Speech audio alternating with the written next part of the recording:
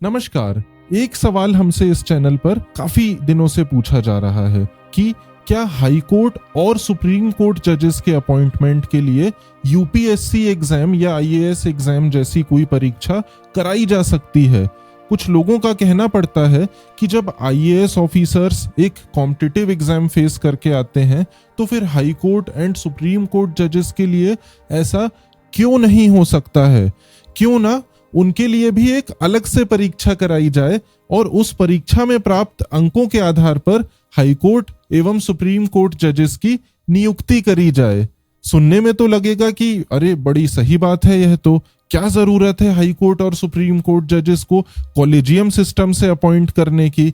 जब collegium system की प्रक्रिया खुद ही कटघरे में है तो क्यों ना हम इस प्रक्रिया को छोड़ के एक ऑब्जेक्टिव और ट्रांसपेरेंट तरीका अपनाएं। और सवाल यह भी उठता है कि क्या ऐसा पहले कभी सोचा गया है और क्या वजह है कि हमारे संविधान में high court and supreme court जजेस की नियुक्ति के लिए स्पेशल प्रावधान बनाए गए हैं। क्या वजह है कि सुप्रीम कोर्ट ने अलग से अपने फैसलों में कहा है कि कॉन्स्टिट्यूशनल प्रोविजंस के आधार पर हम कॉलेजियम सिस्टम बनाएंगे, एंड वहीं जो हमारी निचली अदालतें हैं वहां पर जजेस की नियुक्ति कॉम्पिटिटिव एग्जाम से ही होती है, जिसको हम जुडिशियल सर्विसेज एग्जाम के नाम से जानते हैं। इन सारे प्रश्नों का जवाब देने के लिए हम आज परत दर परत समझने की कोशिश करते हैं कि हाई कोर्ट और सुप्रीम कोर्ट जजेस कैसे ट्रायल कोर्ट या निचली अदालतों के जजेस से अलग होते हैं और क्या उनके लिए इस तरीके का एग्जाम कराना पॉसिबल होगा या एडवाइजेबल रहेगा। ऐसा मैं इसलिए कह रहा हूं क्योंकि हाई कोर्ट एवं सुप्रीम कोर्ट का मुख्य काम संवैधानिक विषयों को देखना है, कॉन्स्टिट्यूशनल इश्यूज को डील करना है। बहुत ही कॉम्प्लेक्स जो क्वेश्चंस ऑफ लॉ होते हैं उनको हाई कोर्ट और सुप्रीम कोर्ट देखता है। अगर किसी कानून से किसी व्यक्ति के संवैधानिक अधिकारों का हनन होता है या कोई कानून बहुत ही गलत तरीके से बनाया जाता है तो ऐसे कानूनों या फैसलों की समीक्षा सिर्फ और सिर्फ हाई कोर्ट या सुप्रीम कोर्ट ही कर सकता है। यह काम निचली अदालतें बिल्कुल नहीं कर सकती हैं क्योंकि उनके पास यह करने की पावर या ज्यूरिसडिक्शन ही नहीं होती है। संविधान उनको इस तरीके के बड़े काम करने की परमिशन ही नहीं देता है। यह एक्सक्लूसिव डोमेन रहता है high courts and supreme courts का। एंड आमतौर पर निचली अदालतें सिविल या क्रिमिनल लॉ के प्रश्नों को देखती हैं, उसके आधार पर फैक्ट्स को देखती हैं एंड फिर अपना फैसला देती हैं। किसने कोई अपराध करा है नहीं करा है यह देख के उसको सजा दे दी जाती है, उसके रीजंस बता दिए जाते हैं। या कोई प्रॉपर्टी अगर डिस्प्यूट में है तो उसमें किसके राइट्स बेहतर है यह बताया जाता है कोर्ट के द्वारा एंड उसके आधार पर वह प्रॉपर्टी उस व्यक्ति को दे दी जाती है। आप सोच रहे होंगे कि ये सब चीजों से क्या फर्क पड़ता है, आखिर एग्जाम कराने में बुराई क्या है, उनके भी एग्जाम करा दीजिए। अब इस इशू को समझाने के लिए मैं आपको एक कोटेशन बताना चाहूंगा जो कि बहुत ही इंपॉर्टेंट कोटेशन है और ये यूनाइटेड स्टेट्स ऑफ अमेरिका के एक बहुत ही विद्वान ज्यूरिस्ट और जज ने कही थी जिनका नाम था जस्टिस ओलिवर वेंडल होम्स। उन्होंने कहा था कि life of law lies not in logic but experience. मैं फिर से रिपीट करूंगा, life of law lies not in logic but experience. इसका मतलब होता है कि कानून की आत्मा अनुभव में है ना कि तर्क में। तर्क बिल्कुल जरूरी है लेकिन कई बार केवल तर्कों से फैसले नहीं करे जा सकते हैं। आपको यह भी देखना होगा कि आपके तर्कों का वास्तविक इफेक्ट क्या आ रहा है, क्या आपके तर्क के आधार पर इंप्लीमेंटेशन पॉसिबल होगा या नहीं होगा। उदाहरण के तौर पे मर्डर के अपराध की अधिकतम सजा डेथ सेंटेंस होती है, लेकिन क्या हर मर्डर के मुजरिम को डेथ सेंटेंस देना उचित होगा।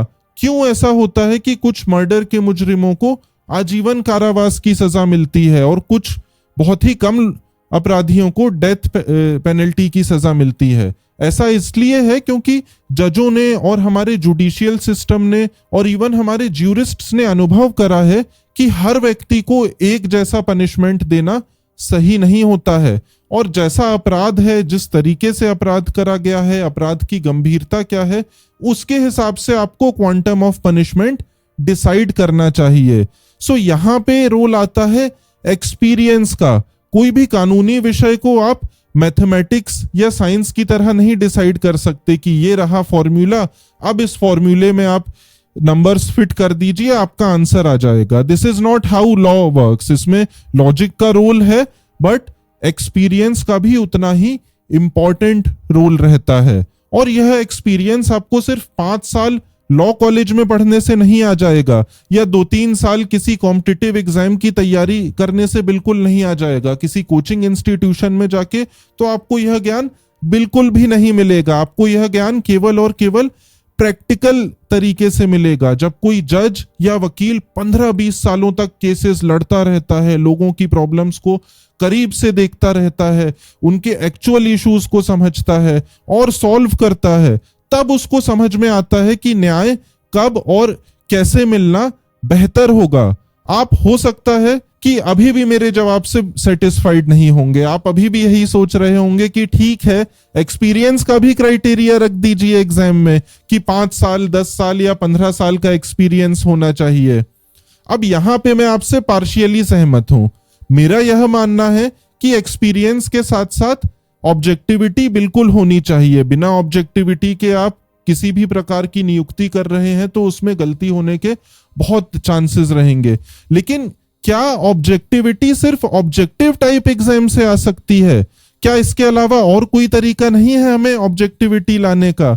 बिल्कुल है। अगर कोई वकील जज बनने की प्रतिस्पर्धा में है तो आप देख सकते हैं कि उस वकील के कितने रिपोर्टेड जजमेंट हैं, वह किस प्रकार के केसेस लड़ा है, उसका एकेडमिक एक्सपीरियंस कैसा है, उसकी कितनी पब्लिकेशंस हैं, कितनी किताबें लिखी हैं, कितने आर्टिकल्स लिखे हैं, वह कितना टैक्स देता है, क्या वह ईमानदारी से टैक्स देता है, उसका फैमिली बैकग्राउंड क्या है। बहुत सारी चीजें देखी जाती हैं जजों की नियुक्ति में, और मुझे लगता है यह फैक्टर्स देख के इस पूरी प्रक्रिया में काफी ऑब्जेक्टिविटी आ जाती है। इसको लेके कोई फिक्स्ड फॉर्मूला बनाना क्या सही होगा? मेरे हिसाब से तो यह बिल्कुल गलत होगा। जैसा मैंने पहले बोला कि यह मैथमेटिक्स नहीं है कि आप एक फॉर्मूला में नंबर्स डालते जाइए और आंसर्स क्रंच करते जाइए, क्योंकि ऐसे में हो सकता है कि कोई व्यक्ति जो कानून का बहुत बड़ा ज्ञाता हो, जो बड़ा लर्नेड व्यक्ति हो, और उसके एग्जाम में 1 नंबर कम आ जाए किसी कैंडिडेट से, तो क्या उसका यह मतलब होगा कि वह एक अच्छा जज नहीं बन सकता है? ठीक है, आप इस तरीके से ब्यूरोक्रेसी के अपॉइंटमेंट्स करते हैं, बहुत सारे लोगों के अपॉइंटमेंट्स करते हैं, बट मुझे लगता है कि जजेस के अपॉइंटमेंट में, specially high court and supreme court के जजेस के अपॉइंटमेंट में, यह बिल्कुल भी सही नहीं रहेगा। कई बार कोई व्यक्ति बहुत कम केसेस लड़ा होता है, लेकिन फिर भी वह कानून का बहुत अच्छा नॉलेज रखता है, क्योंकि वह अपने कम केसेस भी बहुत ज्यादा स्टडी करके करता है। तो हो सकता है हमारी जुडिशियरी को लगे कि ऐसा व्यक्ति अगर जज बनेगा तो वह कॉम्प्लेक्स मैटर्स बड़े ही अच्छे तरीके से डिसाइड कर पाए। एंड इसमें अगर आप मेरा पर्सनल ओपिनियन पूछेंगे तो मैं तो यही बोलूंगा कि कॉलेजियम सिस्टम में कोई खराबी नहीं है। ठीक है, उसमें थोड़े बहुत चेंजेस करे जा सकते हैं, लेकिन बेसिक बात यह है कि न्यायपालिका ही सबसे अच्छी पोजीशन में है यह डिसाइड करने के लिए कि कौन सी जजेस हायर कोर्ट्स में आने चाहिए और कौन से नहीं। यह मैं इसलिए भी कह रहा हूं क्योंकि यह बहुत सेंसिटिव इशू है। हमारे संविधान में एक doctrine of separation of powers है, जो कि कहती है कि न्यायपालिका, कार्यपालिका और विधायिका तीनों को एक दूसरे के कार्य क्षेत्र में बिल्कुल भी हस्तक्षेप नहीं करना चाहिए, बिल्कुल भी इंटरफियर नहीं करना चाहिए। अगर यूपीएससी जजेस के एग्जाम कराने लगेगा, अगर आप इमेजिन करिए सुप्रीम कोर्ट, हाई कोर्ट के जजेस के एग्जाम यूपीएससी या और कोई आप संस्था बना देते हैं, वह कराने लगती है, तो फिर हो सकता है कि हमारी जुडिशियरी में ब्यूरोक्रेटिक इंटरफियरेंस बढ़ता जाए। जो ब्यूरोक्रेसी की एक्सपेक्टेशंस रहेंगी उस हिसाब के जजेस आएंगे आपके हाई कोर्ट और सुप्रीम कोर्ट में। तो क्या यह हमारी न्यायिक व्यवस्था के लिए अच्छा होगा? जी नहीं, बिल्कुल भी अच्छा नहीं होगा। इनफैक्ट बहुत ही काउंटर प्रोडक्टिव होगा, क्योंकि जजेस का काम होता है ब्यूरोक्रेसी की गलत चीजों पर नकेल कसना। अगर ब्यूरोक्रेसी या सरकार खुद ही उनके अपॉइंटमेंट करने लगेगी तो फिर ब्यूरोक्रेसी, संसद या सरकार को कौन चेक करेगा? और इस कॉलेजियम सिस्टम के पक्ष में मैं इसलिए भी हूं क्योंकि हाई कोर्ट और सुप्रीम कोर्ट ना केवल सरकारों के फैसलों की समीक्षा करते हैं, बल्कि वह संसद और विधानसभा के बनाए हुए कानूनों की भी समीक्षा करते हैं। इसलिए हमें लेवल समझना पड़ेगा कि हाई कोर्ट और सुप्रीम कोर्ट किस लेवल पे है। वह हमारे पार्लियामेंट और लेजिस्लेटिव असेंबलीज के समानांतर इंस्टीट्यूशंस हैं। इनफैक्ट वह एक तरीके से देखा जाए तो उनके ऊपर ही है, किसी से कम नहीं है, क्योंकि जुडिशियल रिव्यू की पावर भी हमारे संविधान में दी गई है, जो कि बोलती है कि किसी का कोई भी फैसला कोर्ट देख सकती है। एंड यहाँ पे कोर्ट मतलब कॉन्स्टिट्यूशनल कोर्ट्स। इसलिए मुझे लगता है कि एग्जाम कराना हाई कोर्ट एवं सुप्रीम कोर्ट जजेस के लिए किसी बेवकूफी से कम नहीं होगा। और मैं यह बिल्कुल भी नहीं कह रहा हूं कि कॉलेजियम सिस्टम 100% परफेक्ट है, इसमें भी अपनी काफी खामियां हैं। अगर हम इसको भी डिस्कस करेंगे तो हमें घंटों निकल जाएंगे डिस्कस करते करते, लेकिन बेहतर यह होगा कि हम उन खामियों को दूर करें। हम किसी ऐसे रास्ते पर ना चले जाएं जिससे जुडिशियरी किसी दूसरे इंस्टीट्यूशन के कब्जे में आ जाए, किसी दूसरे इंस्टीट्यूशन के वश में आ जाए, या उसका अस्तित्व बाकी संस्थाओं के रहमो करम पर रहे कि अगर यूपीएससी ने एग्जाम नहीं कराए तो इस साल तो नियुक्तियां होंगी ही नहीं। ऐसी सिचुएशन बिल्कुल भी नहीं आनी चाहिए हमारी जुडिशियरी के लिए, क्योंकि वैसे ही हमारे देश में जजेस की इतनी कमी है। आप देखेंगे कि नंबर ऑफ मैटर्स तो बढ़ते ही जा रहे हैं, हर दिन हजारों मैटर फाइल होते हैं हमारे देश की कोर्ट्स में। अब उसके समानांतर कितने जजेस अपॉइंट होते हैं, अगर आप यह देखेंगे तो आप हैरान हो जाएंगे। 1000 केस के लिए अगर एक जज भी नया अपॉइंट हो रहा हो हमारे देश में तो यह बहुत बड़ी बात होगी। उसके बाद भी हमारे जजेस बहुत क्विक डिस्पोजल देने की कोशिश करते हैं। आप बोलेंगे कि नहीं, आप बिल्कुल गलत कह रहे हैं, हमारी जो न्यायिक प्रक्रिया है वो तो बहुत स्लो है। आप अपनी जगह एकदम सही है, न्यायिक प्रक्रिया तो स्लो है ही, लेकिन हमें यह भी देखना पड़ेगा कि लिमिटेड रिसोर्सेज में हमारी जुडिशियरी कैसा काम कर रही है। आप उसको इस तरीके से नहीं देख सकते हैं कि जुडिशियरी के पास अनलिमिटेड रिसोर्सेज हैं, जितने रिसोर्सेज हैं वह उतने में ही काम कर पाएगी। और अगर आपके साथ कल के दिन कुछ सरकार गलत करती है या कोई कानून गलत बना देता है संसद, तो आप किसकी तरफ देखोगे? आप उस लिमिटेड रिसोर्सेज वाली जुडिशियरी की ही तरफ देखोगे। आपको लगेगा कि अरे अब जो भी न्याय मिलना है मुझे इन्हीं जगहों से मिलना है। अगर न्यायालय भी सरकारी तंत्र का हिस्सा बन जाएंगे तो फिर आप कहां जाएंगे? आप किसके सामने गुहार करेंगे? इसीलिए एंड में मैं बस इतना ही कहना चाहूंगा कि हमारी लोअर जुडिशियरी में जजेस एक एग्जाम से नियुक्त होते हैं, जुडिशियल सर्विसेज एग्जाम, और यह कहना बिल्कुल गलत होगा कि सारे जजेस कॉलेजियम सिस्टम से अपॉइंट होते हैं। जी नहीं, सारे के सारे जजेस मोर और लेस आपके जुडिशियल एग्जाम से ही होते हैं। हाई कोर्ट और सुप्रीम कोर्ट के जजेस तो केवल 1 या 2% होते हैं। अगर आप टोटल नंबर ऑफ जजेस देखेंगे हमारे देश में, केवल उनके लिए कॉलेजियम सिस्टम है। और इस विषय पर एंडलेस चर्चा हो सकती है, क्योंकि हमें कॉलेजियम सिस्टम की खामियां भी समझने पड़ेंगे, हमें उनके प्लस पॉइंट्स भी समझने पड़ेंगे।